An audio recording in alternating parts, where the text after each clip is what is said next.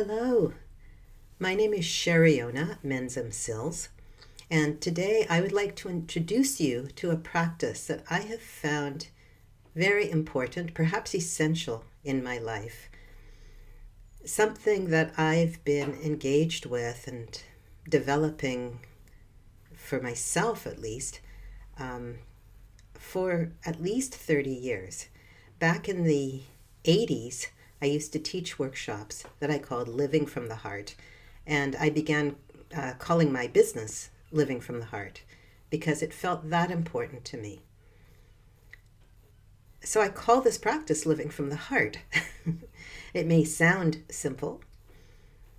It's not very obvious, though, for many of us. It's not something, excuse me, that we tend to learn as we're growing up. Quite the contrary, I think it's something we tend to unlearn. Babies are naturally heart-centered beings, and I feel we have so much we can learn from them, as well as that they can learn from us. So back in the 80s, living from the heart meant to me checking in with my heart as to my heart's desire. What would I love to be doing? What would I love to see in my life, in my relationships, on the planet?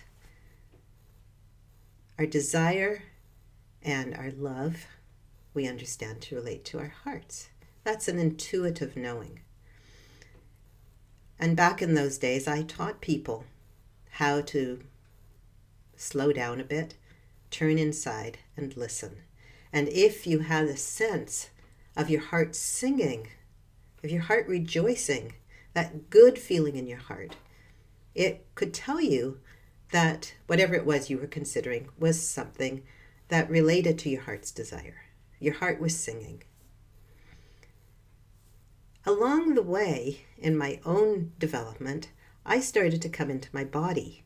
So I came to my heart intuitively initially, and it actually led me into various therapies that started to bring me into my body. As I came into my body, I found myself needing to move through and work through the various traumas that were stored there, and gradually became more and more present in the process. Present with sensation, present with each moment, present with each relationship, each being that I happen to meet. And from that place of being aware on a whole new level of my heart, not just my intuitive heart, which is extremely important, and the heart is very intuitive, but also aware of my physical heart and this physical body that it's part of. This brought me into greater wholeness and greater ability to listen to my heart. So it then became more sensation-based. Now when I ask my heart, what's important? I can really feel the singing. I can feel the resonance within the cells. I can feel this very delicious feeling, and I have some understanding of what that is. I've also been learning about neurobiology over the years, and there's now an understanding that oxytocin is a hormone that supports love and bonding and many functions in life. And when I listen to my heart and I feel good about what it is I'm doing or saying or who I'm being with or this moment, when I feel love, I feel what feels to me like oxytocin. There's something in here that's effervescing. Lately I've been saying effervescent oxytocin. Now that has a ring to it, doesn't it? That in itself makes me happy. Effervescent oxytocin. I love that feeling. It's as if I'm bonding over the years more and more deeply with my own heart. I've discovered that listening on a deep level to the heart enables me to be more of who I am, enables me to live my potential more fully. And not just me, I've been teaching this for many years. There are simple ways to come into listening to our hearts. So as I mentioned back in the 80s, I used to teach people simply to listen, to relax into a meditative state and listen to what was there. Listen to the intuitive understandings and visions that would come to you when you have that intention. We now know that the heart is also like a brain. It sends more neural messages to the brain than the brain sends to the heart. The heart is sensing our world all the time, and it sends messages about what it's sensing up to the brain. It informs the brain. When we cut off our hearts, as we often learn to do in our lives through trauma, through being mistreated, through feeling rejected or hurt, when we open our hearts, if we shut down our hearts or cut off our awareness of them, we can get lost quite easily. So coming back to our hearts, simple ways. And one of my favorites is to just put a hand on the heart. And I'll move the screen so you can see my hand over my heart here. The heart is slightly to the left, but it's actually quite a bit in the center, basically right here. When I put my hand here, I want to listen first of all to how that feels. I want to sense into how that feels. Can I feel my hand making contact? Can I feel that from my hand? And can I feel my hand's contact from my chest, from my heart? And what's that contact feel like?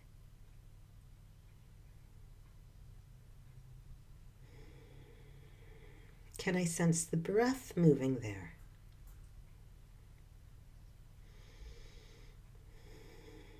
I notice as I have an intention to sense that, I slow down, my breath actually gets fuller and deeper, and I can feel the movement of my hand, I can feel the filling and emptying.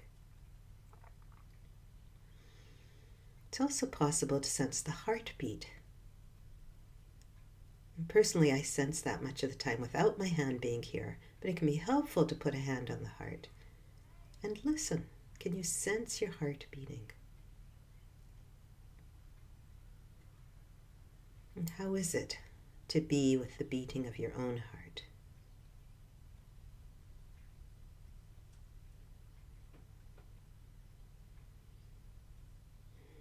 And you may find, as I do just now, that just being in this way, with an intention to listen to and be with the heart, helps you drop into more of a place of being, of stillness, of receptivity. And this supports the heart in doing its intuitive work and in communicating its intelligence. You may be familiar with the work of HeartMath, heartmath.org. They have been doing research on the heart, the physiology of the heart, in particular in relation to stress and life and emotions for many years. And they've developed ways, based on their research, to easily support ourselves in times of stress through working with our heart physiology. And a simple way to start is by bringing awareness to the heart. That in itself can actually shift things and down-regulate the heart if it's gotten active, if your nervous system has sped up. Simply listening to the heart may be a way to slow it down. In HeartMath, they've also found that a simple act to shift our stress response and the way we're feeling when we're stressed can be to shift our focus, shift our orientation from whatever it is we're complaining about or feeling overwhelmed by, excuse me, or feeling angry about or afraid of. Shift and find something you can be grateful for and acknowledge that, or find something you can appreciate in the moment. And this very much relates to my current practice. I have an intention that in each moment of my life, I practice as much as possible being present from my heart. So I practice when I notice difficult kinds of feelings come up. So if I feel angry or resentful or fearful or anxious, or I notice my mind going into judgment or complaints, and I'm married, I am in a relationship, living with someone, it's very easy to go into those places, even in what I would say is a wonderful relationship like ours. As a human being, there's the tendency to be triggered by another person that we're close to, and to project onto that person whatever our experience has been of other close people in our lives, other people who have been close to us, especially our parents. So I notice these things come up, and I go, when I'm aware, I go, here's an opportunity for my practice. Can I be aware of this feeling, whatever it is, and make a different choice? Make a choice to come into my heart. Can I remember, even in this challenging moment, how much I love this person? Can I remember how much I appreciate about this person, about my life?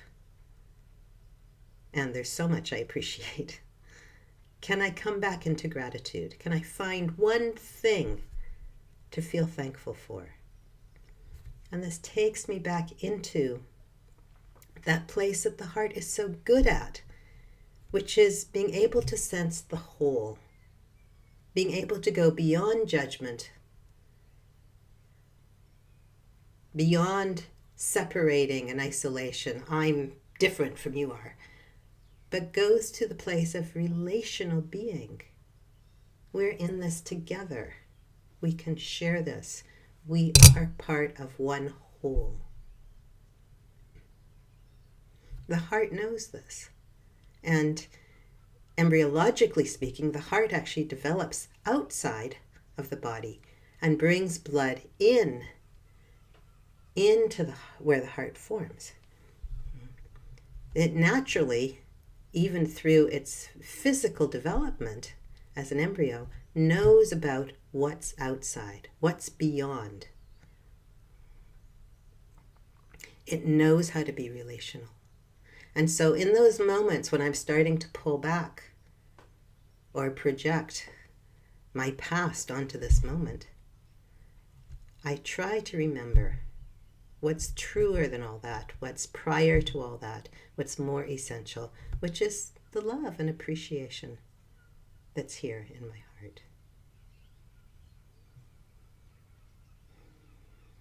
So coming back to what we all knew as little ones prior to whatever may have happened to us that took us away from this knowing.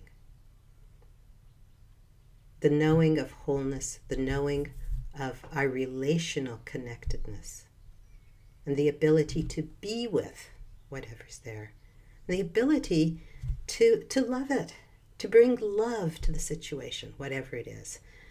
That has such a transformative effect in my experience. So I offer you this little practice, listening to the heart on many levels, and coming back simply to what's more important than whatever you may be struggling with in the moment. As I talk to you, it's the 4th of January. We've just entered into a new year. And this is a time when many of us look to create something new, to make changes in our lives. I find this is the most important change I've ever made. And I've been working on it for 30 some odd years. Still perfecting, still working on it. And it's been worth every step of the journey. So I hope you'll join me, and please let me know how it goes. Thanks for listening.